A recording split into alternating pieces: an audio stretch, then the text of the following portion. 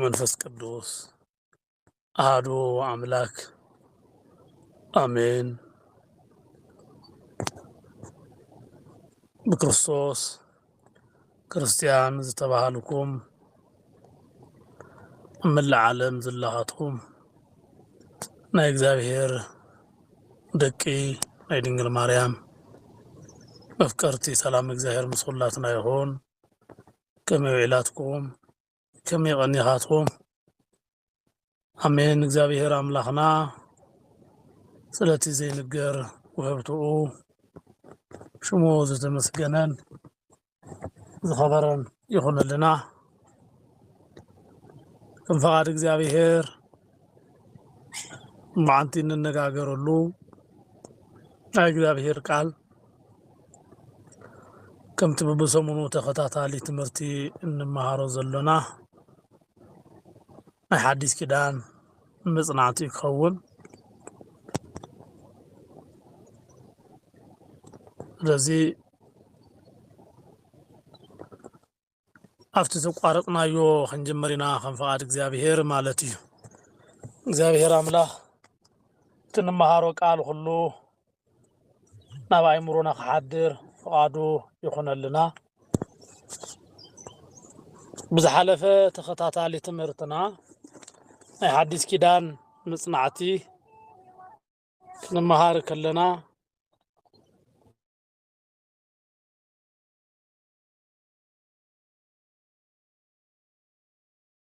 ስለዚህ አማርቆስ ወንጌል ኢና ክንጅምር ማለት እዩ ለማዓንቲ እግዚአብሔር አምላክ ቃሉ ገሊጹ ክመረና ፈቃዱ ይኹን ዝሓለፈ ናይ ዮሐንስ ናይ ማቴዎስ ወንጌል ዝርዝር ነገር ኢና ነርና ከይበዝሐ በሓፂሩ ናይ ማቴዎስ ወንጌል እንታይ ከም ዝመስል ትርጉሙ ንምርኣይ ፈቲና ኢና አው ዝተረፈ ዘሎ ናብቲ ወንጌል ዝርዝር አቲኻ ንምሃርን ምፍላጥን ይከኣል እዩ እዚ አክል ግን መጽሐፍ ቅዱስ ንሓዲስ ኪዳን መጽናዕቲ ዝኣክል ግን ታሪክ ቅዱስ ማቴዎስ ከምኡውን ናይ ጽሕፈቱ ከምኡውን ናይ መልእኽቱ ሓሳብ ብዝተወሰነ መልክዑ ርኢና ነርና ስለዚህ ነው ማዓንቲ ከዓኒ ከአብ ናይ ማርቆስ ወንጌል ዘሎ ሓሳብ ክንርኢና ማለት እዩ ማርቆስ ወንጌል ካብቶም 4 ወንጌላውያን ተሓደ ክኾን ከሎ ማርቆስ ወንጌል ዝበሃል ብሽሙ ተመዝጊቡ ዘሎ መጽሐፍ ናይ መጽሐፍ ቅዱስ ክፍሊ ዝጸሓፈ ሐዋርያ እዩ እዚ ናይ ወንጌል ማርቆስ ተባሂሉ ዝጽዋዕ ጸሓፊኡ ቅዱስ ማርቆስ ስለዝኾነ ከምቲ ዮሐን አብ ማቴዎስ ወንጌል ከነርኢ ከለና ዝተጻሓፈ ወንጌል ስለ ጌታ እንኳን ተኾነ ስለ ጎይታ እንኳን ተኾነ ብትጻሓፊ ደቀ መዝሙር ሽም ማቴዎስ ተባሂሉ ከም ዝተጸውዐ ሁሉ እዚ ናይ ማርቆስ ወንጌል እውን በትጻሓፊ ሽም እቲ መጽሐፍ ተሰይሙ አሎ ማለት እዩ እዚ መጽሐፍ እዚ ኣብ ቅዱስ ማርቆስ ዝበሃል ወንጌል ተመዝጊቡ እንረኽቦ ካብቶም 12 ደቀ መዛሙርቲ ወገን ዘይኾነ ነገር ግን ብሰብዓን ካብቶም 72 ደቀ መዛሙርቲ ተባሂሉ ዝጽዋዕ እዩ 72 ደቀ መዛሙርቲ ዝተባሃሉ ዝርዝር ኣብ ናይ ኢትዮጵያ መጽሐፍ ቅዱስ አጽናዕቲ መጽናዕቲ ዝጽሓፉ ዝርዝር ካብ ዘለዉ ደቀ መዛሙርቲ ተሓደ እዩ በርግጥ እዚ ብዙሕ ሓሳብ ዝለዓለሉ ምኽንያት ኣሎ 72 ደቀ መዛሙርቲ ማለት በዓል መን እዮም ዝብል ዝርዝር ሓሳብ ክንርኢ ከለና ኣብ ዝተፈላለዩ ታሪክ መዛግብቲ ከም እንርእዮ በዓል ቅዱስ ማርቆስ በዓል ቅዱስ ሐዋርያ ካልኦት እውን መጽሐፍ ቅዱስ ዘለዉ ናይ ሐዋርያት ደቀ መዛሙርቲ ሐዋርያት 72 ከም ዝኾኑ ይጽሕፉልና ነገር ግን እዞም 72 ስድራ ዝበሃሉ አቀዲሞም ምስ ጎይታ ዝነበሩ ويتا خيموتون زنبرو كم زخونو بمصحف قدوس ينغرنا ነገር ግን ሙሉእ ምኽንያቱ በዘይተፈለጠ ምኽንያት እዞም ደቀ መዛሙርቲ ድሕሪ ክርስቶስ ሞት ድሕሪ ትንሣኤኡ ድሕሪ ዕርገቱ ዝተለዓሉ ደቀ መዛሙርትን ከይተረፉ ካብ 72 ወገን ደቀ መዛሙርቲ ይቁፀሩ ከም ዘለዉ ኣብ መጽሓፍ ቅዱስ መጽናዕቲ ኣብ ዝነግረና ዝተፈላለዩ ጽሑፋት ንረክቦም ኢና በዚ መልክዕ ሓሳብ ክንርድኦ ኢና ማለት እዩ ናይ ማርቆስ ወንጌል እውን ካብዚ ዝተለዓለ ሐዋርያ ቅዱስ ማርቆስ ዝጸሓፎ መልእኽቲ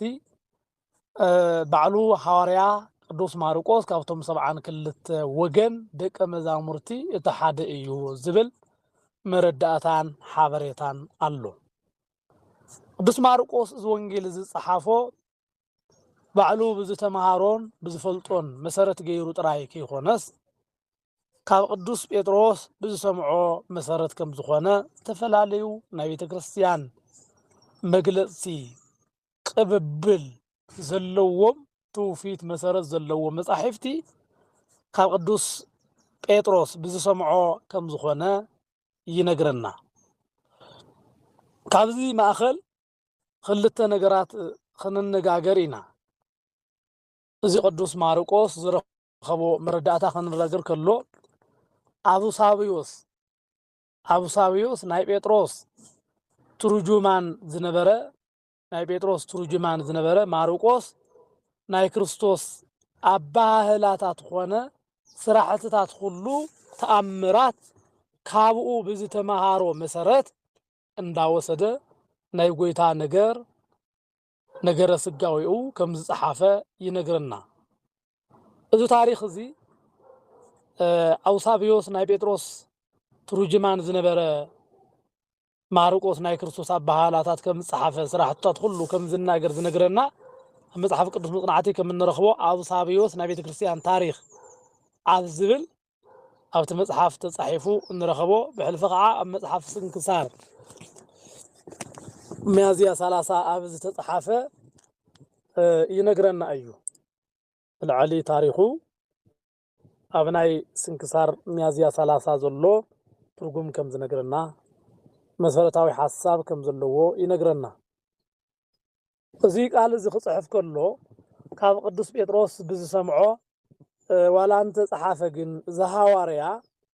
ዋና መራሒኡ ከምቶም ኣሕዋቱ ከምቶም ደቀ መዛሙርቲ ክርስቶስ ንሱውን ብመንፈስ ቅዱስ ተመሪሑ ከም ዝጸሓፎ ይነግረና መሰረታዊ ጽሕፈት ቅዱስ ማርቆስ ካብቶም ኣሕዋቱ ደቀ መዛሙርቲ ዝተማሃሮ ከም ዘሎ ኮይኑ በዋናነት ግን ንኩሎም ረዳእን ሓጋዝን ዝኾነ ሓገዝ መንፈስ ቅዱስ ግን ከም ዘይተፈለዮ ይነግረና ስለዚ ጽሕፈት ቅዱስ ማርቆስ እዚ ወንጌል ክጽሕፍ ከሎ በእግዚአብሔር ሓጋዝነት በክርስቶስ አምላክ ረዳእነት ከም ጽሓፉ እዩ ዝነግረና ማለት እዩ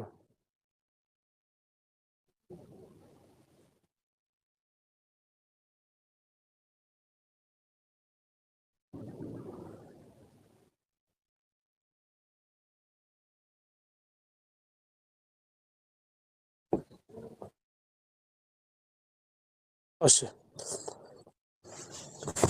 ሐዋርያ ቅዱስ ማርቆስ ካብቶም 4 ወንጌላውያን ባዕሉ ረብዓይ ማለት እዩ ካብቶም 3 ወንጌላውያን ንኡስ ወይ ከዓ ብመልእኽቲ ብምዕራፍ ሕፅር ዝበለ እዩ 16 ምዕራፍ ዘለዎ እዩ እዚ ወንጌል ናይ ወንጌል ጸሓፊ ስም ማርቆስ ዮሐንስ ዝተባሉ ክልተ አሽማት ኣለዎ ወይ ከዓ ስማት እንየዎ አቀዲሞ ናይ ዕብራውያን ሰባት ብዙሕ ግዜ ክልተ ስም እዩ ዘለዎ ካብቶም ናይ ሐዋርያ ስም እውን ከም ዝረአናዮ ጴጥሮስ አቀዲሙ ስሙ ስምዖን ኬፋ ይባል ከም ዝነበረ መብዛሕትኦም ሐዋርያት ክልተ አስማት ከም ዘለዎ እዩ ዘረዳአና እዚ ወንጌል ቅዱስ ማርቆስ ተባሂሉ ዝተፈልጠ ወይ ከዓ እዚ ወንጌል ጸሓፈ ማርቆስ እውን ክልተ ሽም ከም ዘለዎ እዩ ዝናገር ተሓደ ዮሐንስ ኮን ከሎ ተኻላይ ከዓ ማርቆስ እዩ እዚኣቶም አሽማቱ ዘለዎ ኩነታት ኣብ መጽሐፍ ቅዱስ ዘሎ حقاوي مردأتا مخانو مقلاط إكاليو مارقوس تبايلو تتصوعالو خفلي حواريات صراح معراف 15 كفقد 19 جميرنا خنرئي كلنا مارقوس تبايلو تتصوعالو منقدي نركبينا ዮሐንስ ናይ መጀመርታ ስሙ ኮን ከሎ ማርቆስ ከዓኒ ድሓር ዝተዋሃቦ ስሙ ከም ዝኾነ ይገልጸልና እዩ ዮሐንስ አይሁዳዊ ስሙ ኮን ከሎ ማርቆስ ከዓ ሮማዊ ስሙ ከም ዝኾነ ዝተፈላለዩ መዝገበ ቃላት ይናገራው ናይ መጽሐፍ ቅዱስ መጽናዕቲ ማለት እዩ ብዙሓት አይሁዳውያን ካብ አይሁዳዊ አስማቶም ብተወሳኺ ሮማዊ ወይ ከዓ ግሪካዊ ስም ከም ዝነበሮም ይነግረና ማለት እዩ እዚ ናይቶም ሐዋርያት ስም ከም ዝኾነ ይነግረና ማለት እዩ ንሕልፍ ከዓ ኣብቶም ትርጓሜ ወንጌላት እውን ክንርኢ ከለና ሽማቶም ናይ ሽሞም ትርጉም ከይተረፈ ዝናገር እዩ ማርቆስ ዝብል ሽሙ መዶሻ ማለት እዩ መዶሻ ዝብል ትርጉም ከሎ ኣብ ናይ ማርቆስ ወንጌል ኣብቲ ናይ ትርጓሜ ወንጌልና ግን ካህን ልኡኽ ማለት ከም ዝኾነ ይናገር ማለት እዩ ማርቆስ ካብቶም 4 ወንጌላውያን ሕፅር ዝበለ መልእኽቲ ዘለዎ ናይ ጎይታና መድሓኒና ኢየሱስ ክርስቶስ ቅዱስ ቃል ዝፀሓፈ እዩ ናይዚ ሰብ ታሪክ ብብዙሕ መንገዲ እንረኽቦ بفولي من قد تاتون بفولي مللينت نرخبو إيو ذهواريا قديمنا أنا سدرا بيتو خنخد كيلنا قدوس مارقوس جزاو أو يروساليم كم زنبرة ينقرنا ناي قدوس مارقوس أديو أمانيت زنبرة كم زخونت أو حالفون جزاء كم بيت كريستيان خجلجلو الله حلفات هف زنبرة መንፈሳዊት አዶ ከም ዝኾነት ይነገረላ ናይ እግዚአብሔር ቃል ንኽንገር ቤታ አሕሊፋ ንእግዚአብሔር ዝሃበት ሰበይቲ ከም ዝኾነት ይነግረና እዚ ማለት በመጀመሪያ በቀዳማይ ክፍለ ዘመን ኣብ ዝነበረሉ እዋን ቤተ ክርስቲያን ኣብ ዝተሳተፋሉ እዋን ሐዋርያት ተኣኪቦም ናይ እግዚአብሔር ቃል ንኽነጋገሩ ናይ እግዚአብሔር ቃል ንኽሰምዑ ገዛኣ ንእግዚአብሔር አሕሊፋ ሂባ ዝነበረት ዓባይ ሰበይቲ እያ ዓባይ ሰበይቲ ከብላ ዝኽኣለ ከዓኒ በቲ ብዙሕ ዓመፅን መከራን ይበዝሓሉ ኣብ ዝነበረሉ ዘመን ናይ እግዚአብሔር ቃል ክንገር ገዛኣ አሕሊፋ ብምሃባ ዓባ አይሁዳውያን ዝበፃ መከራ ሁሉ ምንም ከይፈርሐት ስለ ቃል እግዚአብሔር ክትብል ብነብሳ ተወራሪዳ ናይ እግዚአብሔር ቃል ንባዕላ ካብ ምፍላጥ ሓሊፋ ንገዛኣ እውን ንእግዚአብሔር ሓሊፋ ዝሃበት እያ ነይራ ብዙሓት ሰባት ኣለው ገዛኣቶም ኩሉ እግዚአብሔር ዝቅደሰሉ ቤት ክኾን ምእንታን ንቤተ ክርስቲያን መስርሒ ክኾን ዝህቡ ኣለው ንቤተ ክርስቲያን ውርሲ ገይሮም ዝህቡ ሰባት ኣለው እዚ ነገር እዚ ካብዚ ትሒዙ ዝጀመር እዩ ማርያም ትበሃል ኣዶ ማርቆስ ገዛ አሕሊፋ ነቶም ኣገልገልቲ ሂባ ዝነበረት እያ ካብቶም ኣገልገልቲ ሓሊፉ እውን ገዛኣ ጎይታና መድሓኒና ኢየሱስ ክርስቶስ ይግልገለሉ ዝነበረ ቤት ምዃኑ ይነግረና ታሪክ ማለት እዩ ማርያም ገዛኣ ሐዋርያት ህዝበ ክርስቲያን ጸሎት ከብጽሕሉ ናብ እግዚአብሔር ምስጋና ከቅርቡሉ አሕሊፋ ዝሃበት ሰበይቲ እያ ቤተ ክርስቲያን በአብዛሓ ስለዘይነበረ ግና መሰረት ገይሮም ህዝበ ክርስቲያን ዝንቀሳቀስሉ ዕላማ ዝንቀሳቀስሉ መንገዲ ስለዘይተፈጥረ አይሁዳውያንን ካልኦት ብክርስቶስ አምላኽና ብኽፋት ዝለዓሉ ሰባት ሁሉ ኣብ ልዕሊ ክርስቶስ ተለዓዒሎም ነቶም ብሽሙ ዝኣምኑ ሁሉ ብሽሙ ዝተጸውዑ ሁሉ የሳድድሉ ዝነበረ እዋን ስለዝኾነ ንሳ ግን ገዛይ እንሆ ንእግዚአብሔር አሕሊፈ ሂበ ኣለኹ ቤተይ ናይ እግዚአብሔር እዩ ክትብል ኣረኪባ ኣላ ኢያሱ ኣቐዲሙ ከም ዝተናገሮ ኢያሱ ወልደ ነዌ ኣነን ቤተይን እግዚአብሔር ኢና እነምልኽ ክብል ዝተናገሮ ቃል ኣሎ ማርያም እውን ቤታ ናይ እግዚአብሔር አምላኺት ቤታ ናይ እግዚአብሔር ንምዃኑ ብተግባር ዘረጋገጸት ኣዶ እያ። እዚ ገዛ ናይ እግዚአብሔር እዩ ክትብል ንእግዚአብሔር ሓሊፋ ዝሃበት ሐዋርያት ሓድነት ሒዞም ብሕብረት ኮይኖም ጸሎት ዝገበሩሉ ኪዳንን ስርዓተ ቤተ ክርስቲያንን የብጽሕሉ ዝነበረ ቤት ምዃኑ ይፍለጥ ማለት እዩ። ናይ ማርቆስ ኣዶ ገዛ ወይ ከዓ ናይ ማርቆስ ገዛ መጽሓፍ ከም ዝነግረና ቅዱስ ጢሞቴዎስ ቅዱስ ጳውሎስ ክናገር ከሎ ብዛዕባ ህይወት ቅዱስ ጢሞቴዎስ ካብ ኣቦ ሓጎታቱ ጀሚሩ በአምልኾ እግዚአብሔር ጽኑዓት ምዃኖም ይገልጸሉ ንጢሞቴዎስ። ማርቆስ እውን ኣዲኡ ንእግዚአብሔር እተገልግል ዝነበረት ሰበይቲ ምዃና ይነግረልና። ካሊእ ጎይታና መድኃኒና ኢየሱስ ክርስቶስ ኣብ እንዳ ማርቆስ ገዛ ወይ ከዓ ኣብ እንዳ ማርያም ኣዶ ማርቆስ ማለት እዩ ናይ መጨረሻ ወይ ከዓ ናይ መወዳእታ ድራር ከም ዝገበረ ይነግረና። እዚ ቃል እዚ ኣብ ማርቆስ ወንጌል ምዕራፍ 14 ክንርኢ ከለና ተመዝጊቡ እንረኽቦ ቃል እዩ። ወንዘ ሃሎ ቢታንያ በቤተ ስምዖን ዘለምጽ እንዘይረፍቅ መጻት ብኢሲት ወአምጻት እፍረት ዘአልባስጥሮስ ዘናሩዱ ቅዱ ዘእጹ ሴጡ ዝብል ቃል ኣሎ። እዚ ገዛ ማርያም ገዛኣ ንኢየሱስ ክርስቶስ ናይ መጨረሻ ድራር ዝበልዓሉ ገዛ ኣብዚ ገዛ ከም ዝኾነ ይነግረና። ና ገዛኣ ንእግዚአብሔር ሓሊፋ ብምሃብ ምሕደረ ሐዋርያት ምሕደረ ክርስቶስ ጌራቶ ነይራ። እዚ ገዛ እዚ ናይ እግዚአብሔር ዳኣ እምበር ናተይ ይኮነን ክትብል ገዛ እግዚአብሔር ጌራቶ ከም ዝነበረት ይነግረና ማለት እዩ። በታ ገንሽል ፋሲካ ዝሕረደላ ቀዳሚት መዓልቲ በዓል ቅጫ ደቀ መዛሙርቱ ገንሽል ፋሲካ ክትበልዕ ናበይ ኬድና ክነዳልወልካ ትደሊ በልዎ። ካብቶም ደቀ መዛሙርቱ ክልተ ልኢኹ ድማ በሎም ናብ ከተማ ኺዱ ኣብኡ ዕትሮ ማይ ተሰከመ ሰብኣይ ክትረኽቡ ኢኹም ንዕኡ ሰዓብዎ ክብል እዛ ብደቀ መዛሙርቱ ገንሽል ፋሲካ ዝበልዓላ ቤት ኣጋይሸይ ኣበይ እያ ይብለካ ኣሎ መምህር በልዎ። ንሱ ከዓ ብደርቢ ተነጸፈት ተዳለው ኣዳራሽ ክሪኦኩም እዩ ኣብኡ ኣዳልውልና። እቶም ደቀ መዛሙርቱ ኸዱ ናብታ ከተማ ከዓ መፁ ከምቲ ዝበሎም ድማ ረኸቡ። ገንሽል ፋሲካ እውን ኣዳለው ኣብ መኣዲ ተቐሚጦም ክበልዑ ከለዉ ኢየሱስ ሓደ ካባኻትኩም እቲ ምሳይ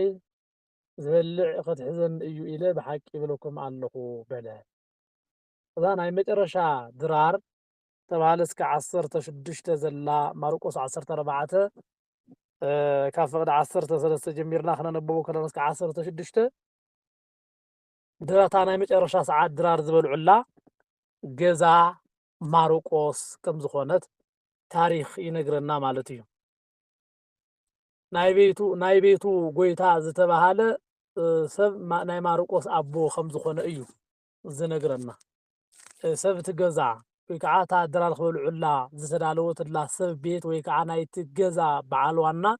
ናይ ማርቆስ ኣቦ ከም ዝኾነ መጽሓፍ ቅዱስ መጽናዕቲ ይነግረና። ኣብ መጽሓፍ ቅዱስ ናይ ማርቆስ ኣቦ ስሙ ብግልጽ ዋላ ተዘይተቐመጠ ነገር ግን ሓው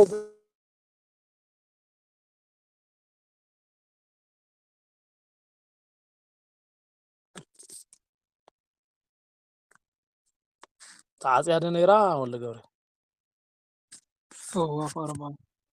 حزدي صنيحة خزياس سمو بقلت لي تفلت أجزع مسؤولية عاتيا ايش هو لك صبو شمو بقلت أي تفلتن نجرجن حاو برناباس كم زباليو شم أبو ماروكوس مالتيو ዝተረፈ ግን እግዚአብሔር ብደስታ ብእንግድነት የቀርቡ ካብ ዝነበሩ ናይ ማርቆስ አቦ ከም ዝኾነ ይነግረና ማለት እዩ። ናይ ስድራኡ ክንድዚ ካበልና ማርቆስ ዝነበሮ ሚና ክንነጋገር ኢና።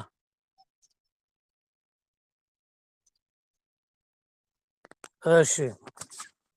በክርስቶስ ዘመን ማርቆስ ካብዚኦም ቤተሰብ ኣብ ኢየሩሳሌም ተወሊዱ ዝዓበየ አይሁዳዊ ሰብ ክኾን ከሎ ብጎይታን ብሃዋርያትን ኢየሩሳሌም ውሽጢ ኣብ ዝተፈጸሙ ነገራት ብምልኦም ዝፈልጥ ሰብ እዩ። ኣብ ኢየሩሳሌም ዝተፈጸሙ ነገራት ኩሉ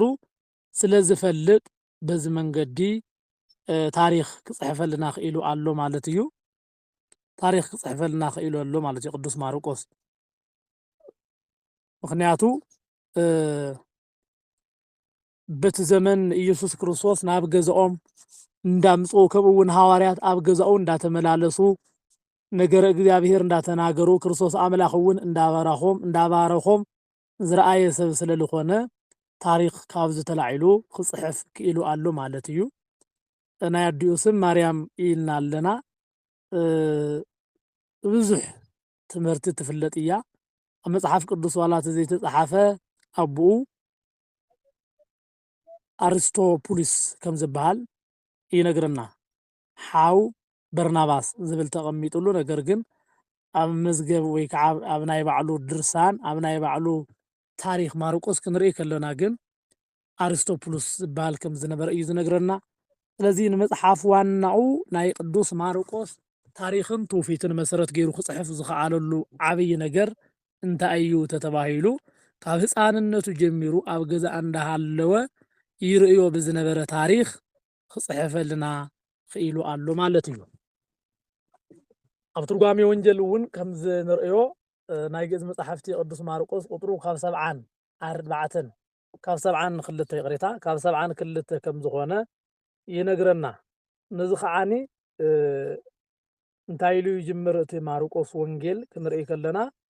ከምዚ ክብል እዩ ዝጅምረልና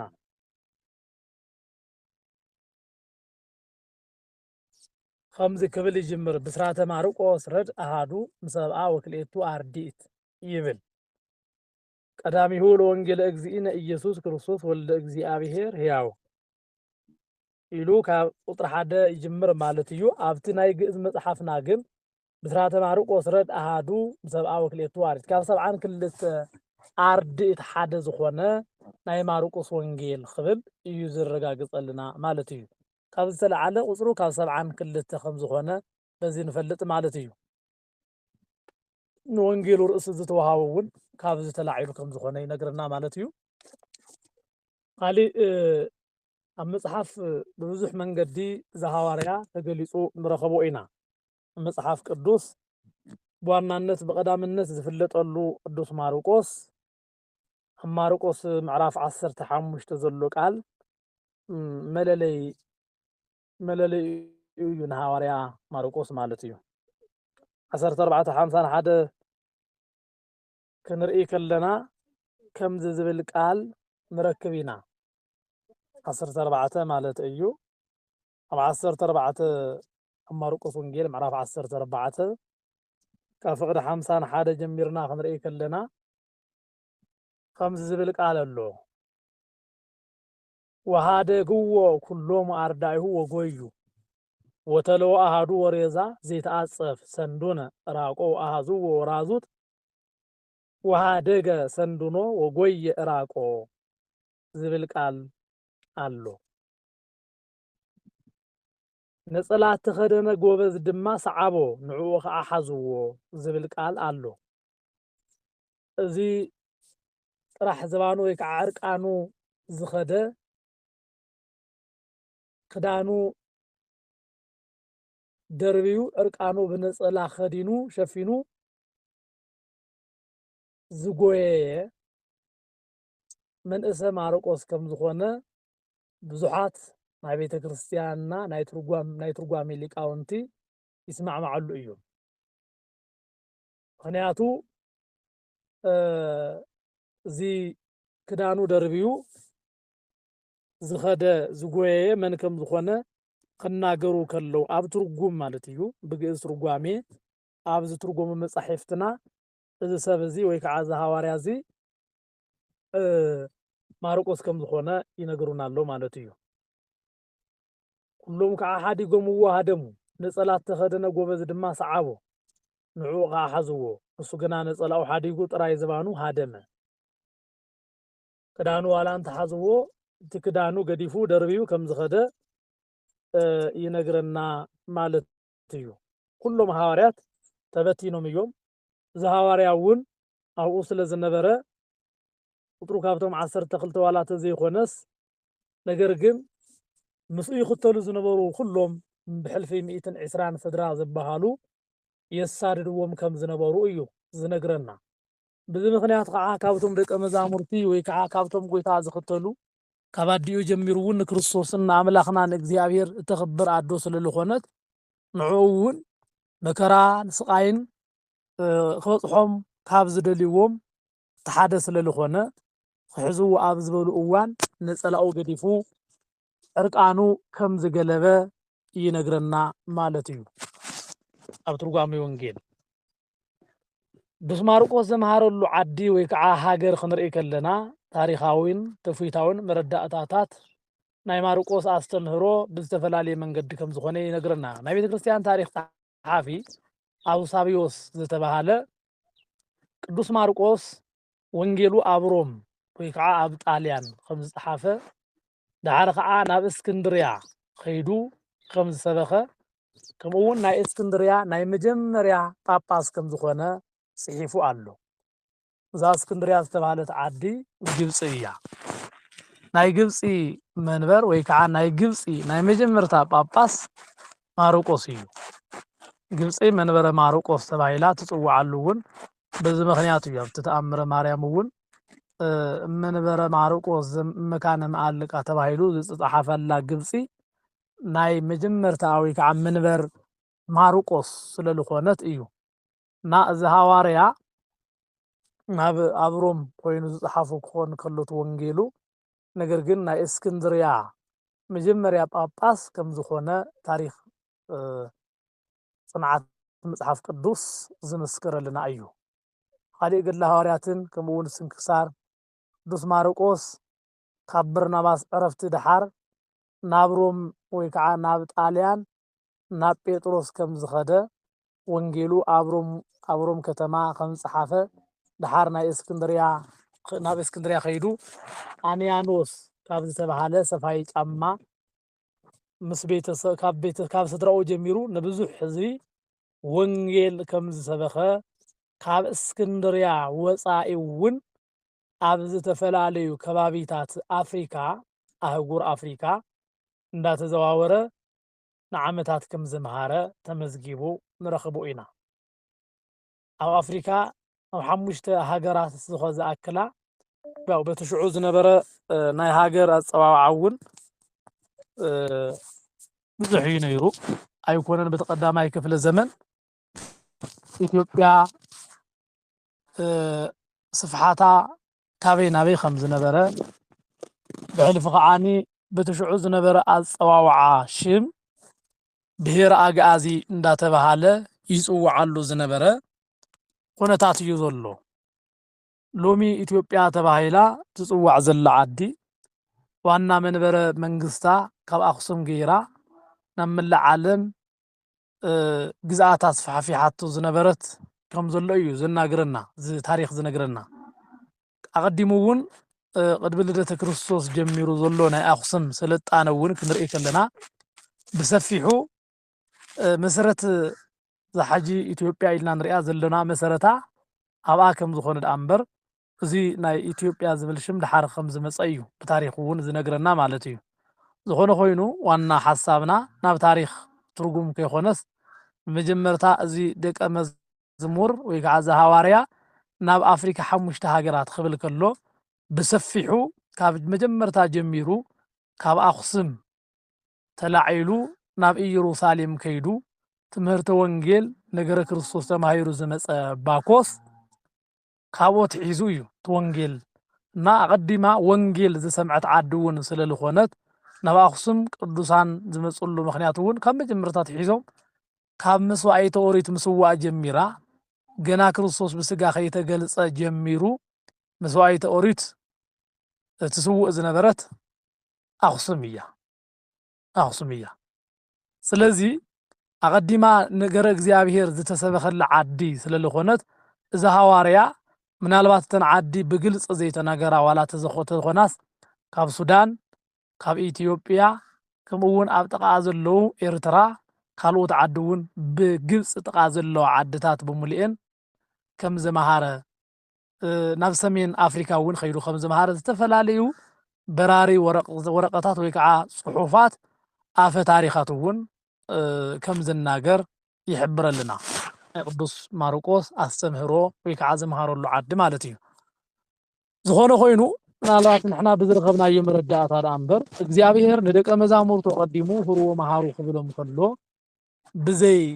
ኣፈላላይ ዶብ ናብ መላእ ዓለም ተዘዋዊሮም ከምህሩ ናይ እግዚኣብሔር ወንጌል ተሸኪሞም ናብ መላእ ዓለም ከባጽሑ እዩ ዝተዋሃቦም ሓላፍነት። ስለዚ ሓላፍነቱ በዚ በኣፍሪካ ወገን ዝተዋፅአ ሃዋርያ ከም ዝኾነ ይነግረና ማለት እዩ። ዕረፍቲ ማርቆስ ክንርኢ ከለና ወይ ከዓ ሞቱ ናይ ማርቆስ ክንርኢ ከለና ካብዘን 5 ሃገራት ተመሊሱ ናብ እስክንድርያ ምስ ኸደ በዓለ ፋሲካ ትንሳኤ ከኽብር እንዳኽበረ እንዳሃለወ ኣብ በዛ ዕለት እዚኣ ሰራጵዮስ ዝተባሃለ ናይ ጣዖታት በዓል የኽብሩ ብዝነበሩ ግብፃውያን ኣረማውያን ከም ዝተተሓሓዘ ይነግረና። ከም ዝተተሓዘ ተታሒዙ ብዙሕ ስቃይ ከም ዝበፅሖ ብዋዕር ኣብቶም መዋዕር ኣሲሮም ስጋኡ እንዳጎተቱ ብዙሕ ስቃይ ከም ዝተቐበለ ምክንያቱ ጣዖታት ብምስባር ዝፍለጥ እዩ ማርቆስ። ዘአንበሳ ማርቆስ ኢሉ ቅዱስ ኣባ ጊዮርጊስ ዘጋስጫ ዝነግረና ማርቆስ ብቃሉን ብትምህርቱን ንጣዖታት ሁሉ ዘፍርስ ብኣስተምህሮኡ ሁሉ ነቶም ዘይኣመኑ ናብ እግዚኣብሔር ናብ ኣምላኾም ዝመልስ ብምዃኑ ካብ ዝተለዓለ ኸዓኒ ሰባት ሁሉ እግዚኣብሔር ኣምላኾም ኣሚኖም ነቲ ጣዖታት ሰቢሮም ነቶም ሓሰውቲ ሁሉ ኣቃሊዖም ናብ ሰላማዊ ንጉስ ክርስቶስ ዝምለስሉ መንገዲ ከም ዘሎ ዝተረድኡ ሰራጵዮስ ዝተባሃለ ጣዖት ዘለዎም ሰባት ኸዓኒ እዚ ሰብኣይ እዚ ሎሚ ናባና መፅአ ጣዖትና ከስብረልና እዩ ጥቕምና ከተርፈልና እዩ ስለዚ ኣቐዲምና ክንቀትሎ ይግባአና ክብል ብኽፉእ ምኽሪ ብኽፉእ ሓሳብ ተለዓዒሎም ብብዑር እንዳጎተቱ እንዳሳቀዩ ብዙሕ ስቃይ ከም ዘምፅኦሉ ወይ ከዓ ኣብ ልዕሊኡ ከም ዘውረዱ ይነግረና ማለት እዩ። እዚ ሃዋርያ እዚ ብብዙሕ ስቃይ ድሕሪ ምጽናሕ ብጽባሕትኡ ሚያዝያ 30 ዕለት ብሰማዕትነት ከም ዝዓረፈ ይነግረና። ድሕሪ ብዙሕ ስቃይ ምቕባል ቶም ናይ ጣዖት ኣምለኽቲ ዝኾኑ ጣዖታትና ቅድሚ ምውራዱ ክንቀትሎ ይግባአና ክብሉ ተላዒሎም ስለ ዝፈልጥዎ ቀዲሞም ኣብ ኢዶም ዝነበረ ጣዖታት ሸይሮም ናብ እግዚኣብሔር ክምለሱ ዝገበረ ሃዋርያ ምዃኑ ስለ ዝተረድኡ ናይ ግብፂ ጣዖታት ሁሉ ሰባቢሩ ከም ኣምላኹ ከም እግዚኣብሔር ብስደት ናብ ግብፂ ክወረድ ከሎ ክርስቶስ ኣብ ግብፂ ዝነበሩ ጣዖታት ሁሉ ድምፁ ሰሚዖም ክርስቶስ ናብ ግብፂ ምውራዱ ሰሚዖም ከም ዝተሰባበሩ እዚ ሃዋርያ እውን ናይ ኣምላኹ ናይ ክርስቶስ ቃል ሒዙ ናብ ግብፂ ብምውራዱ ኣብ ግብፂ ዝነበሩ ባህላዊ ኣምልኾታት ልማዳዊ ኣምልኾታት ጣዖታታት ሁሉ ክስበሩ ክኢሎም እዮም። ስለዚ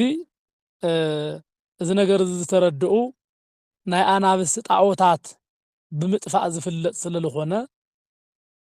أقدمنا كنقتلو يقبأنا خبلو منافقان تلاعيلهم تناي مجمرتا باباس زنبرة بسماعية النت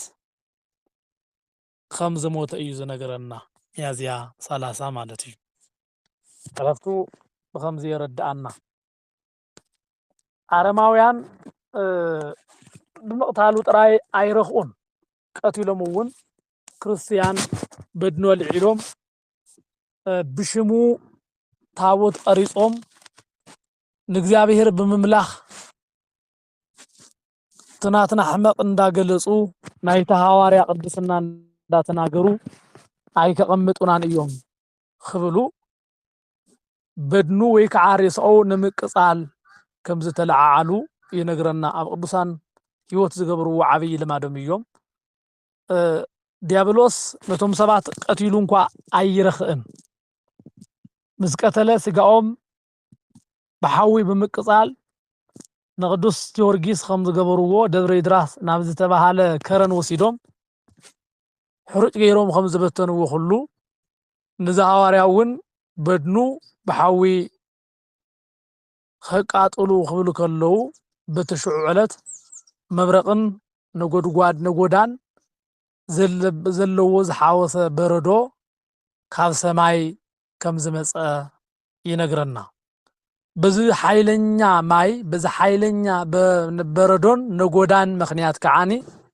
ነቲ ቅዱስ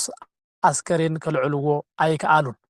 በዚ ምክንያት ቶም ህዝበ ክርስቲያን ወሲዶም ቤተ ክርስቲያን ከም ዘቀበርዎ ታሪኽን ገድለ ሐዋርያትን ስንክሳርን ከምኡውን ናይ ታሪኽ ናይ ጥንቲ መረዳእታ ናይ ቤተ ክርስቲያንና ታሪኻት ይነግሩና እዮም። ታሪኽ አቡና ማርቆስ እዚ ከዓ ዝኾነሉ ብ67 ዓመተ ምህረት አካባቢ ከም ዝኾነ ዝተፈላለዩ ሓበሬታታት ይገልጹልና በቀዳማይ ክፍለ ዘመን ማለት እዩ።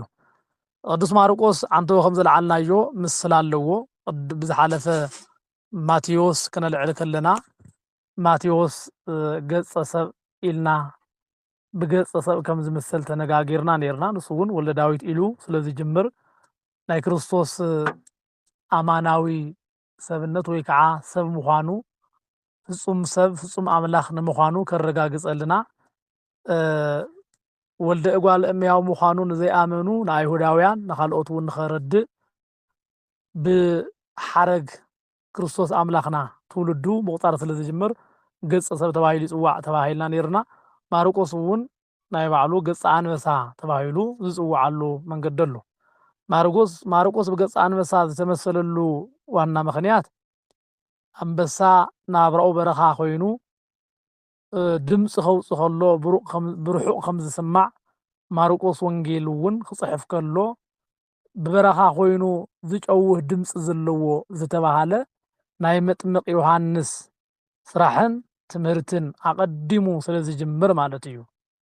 ኩሎም ወንጌላውያን መጀማምርኦም ማርቆስ ማቴዎስ ወልደ ዳዊት ኢሉ ክጅምር ከሎ ሉቃስ እውን ናይ ባዕሉ ታሪኽ መጽሓፍ ክጅምር ከሎ ማርቆስ እውን ወዮሐንስ እውን ነገረ መለኮት ወይ ከዓ ስለ ቃል ክናገር ከሎ ከምኡ እውን ቅዱስ ሉቃስ ብናይ ዘካርያስ ታሪኽ ክጅምር ከሎ እዚ ግን ብናይ ቅዱስ ዮሐንስ መጥምቀ መለኮት በቲ መንገዲ ፀራጊ በቲ በረኸኛ ሐዋርያ ስለ ዝጀመረ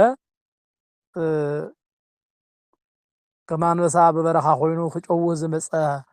ሐዋርያ መጥምቅ ቅዱስ ዮሐንስ ብኡ ስለ ዝጀመረ ገጸ አንበሳ ክበሃል ክኢሉ ኣሎ ማለት እዩ። ኣብ ትርጓሜ ወንጌልና ከም ዝተመዝገበ ካሊእ ከዓኒ አንበሳ ንላሕሚ ጎይታኣ እዩ ወይ ከዓ ጎይታኡ እዩ። ምክንያቱ ይሕይሎ እዩ ይሰብሮ እዩ ማለት እዩ። ማርቆስ እውን አምልኮተ ላሂም ብላሕሚ ምስሊ ገይሮም አምልኾን መስዋዕትን የቀርቡ ንዝነበሩ